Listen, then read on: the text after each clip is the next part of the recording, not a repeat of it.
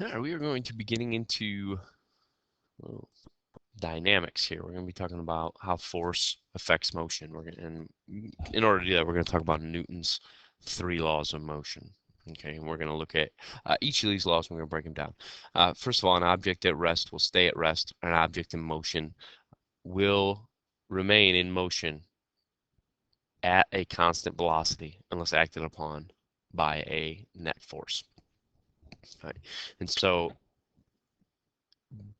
we talked about this last unit. We talked about it. I'll show you the FET thing I talked about with, because I think a lot of times students talk about, they think that, well, they get this part, this first part, an object at rest will remain at rest. Because that just makes sense. Something's not going to move unless you force it to move. And so an object at rest will stay at rest unless something causes it to move. But I think a lot of times we forget about the object in motion stays in motion. Right? And I showed this with last unit, I talked about, well, what's going to happen when I hit go? Well, what's going to happen when you hit go is that it's going to obviously start to accelerate because the sum of the forces is greater this way, and an object's going to accelerate in the direction they go. So if I hit go, it's going to start to accelerate. Well, if I throw this guy on, now the forces are balanced. A lot of you said, well, it's going to stop.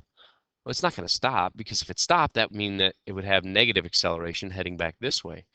And so it's going to just keep going, but it's going to go at that pace. It's going to stay at a constant velocity, all right, because there's no unbalanced force that would cause it to stop. The forces are balanced. It's going to keep going in that direction.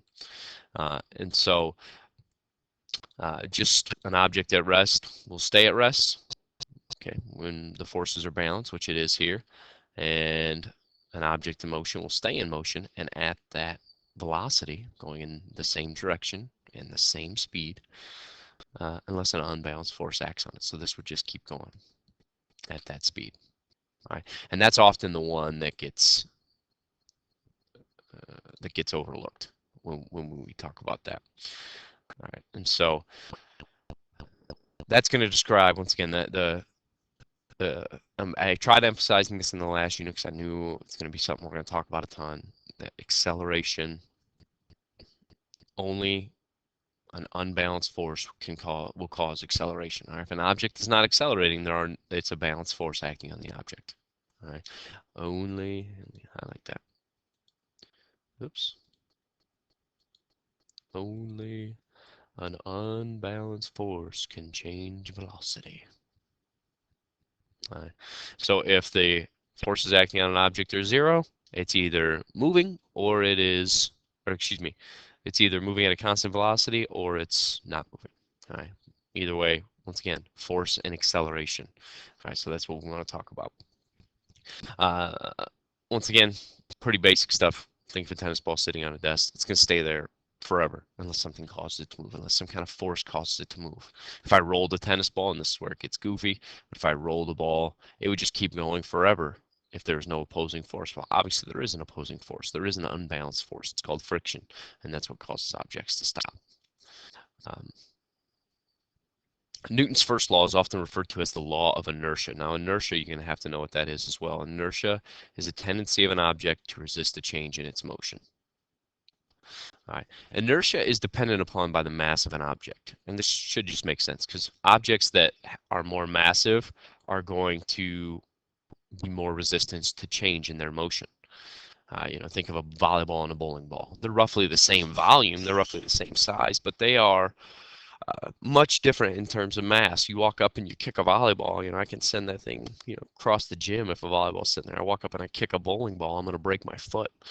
It's going to take a lot more effort to move a bowling ball because of its mass. It has a greater mass than it does inertia, or excuse me, than it does a volleyball. All right, and so here's a little comic strip. I think it's funny. It's Inertia Man. Inertia Man, come quickly. If we don't stop the evil Brains robot army from triggering the Doomsday Machine, Mega City will be destroyed. And I'll be right there. And then he blows up. I think that's funny. Because there's, once again, an object at rest will stay at rest. Unless acted upon by an unbalanced force, so it doesn't ever move. Good times. Good times. Some of you guys just stop watching the video right now. You're like, that was dumb. So inertia, once again, inertia is an object's resistance to change in motion, and it is dependent upon, based on the mass of the object. More massive objects are going to resist change. Okay. Here's another little cartoon that says a body at rest tends to stay at rest. And this is why, once again, you can, people, I ever see people do the tablecloth out from underneath the, um, like a stack of dishes or something. It's because the dishes want to stay where they are. All right, they want to stay at rest. They're staying there unless a force is directly applied to them.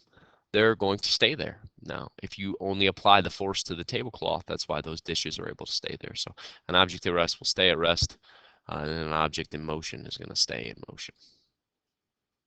Here's why we wear seatbelts. Oh, help me. Like, once again, this is Newton's first law as to why seatbelts are so important. Because the car is in motion here, and so is you. You are also in motion. Well, what's happening here is that there is an unbalanced force being applied to the car, right? So when the car hits the brick wall, that's the unbalanced force causing the car to stop.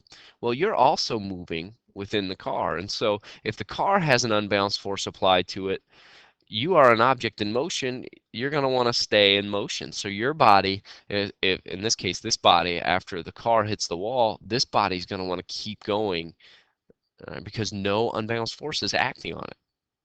Because the force is being applied to the brick wall is being applied to the car. It's hitting the car. It's not hitting the person. So the person's going to continue to go forward um, because there's no unbalanced force. So what a seatbelt does is a seatbelt will provide an unbalanced force. All right, so when a car accident happens, it keeps you where you are by providing that unbalanced force because your body wants to continue going in the path that it's going in. All right, and if you ever watch somebody when they drive, you just kind of, you watch as they accelerate, their head will kind of snap back.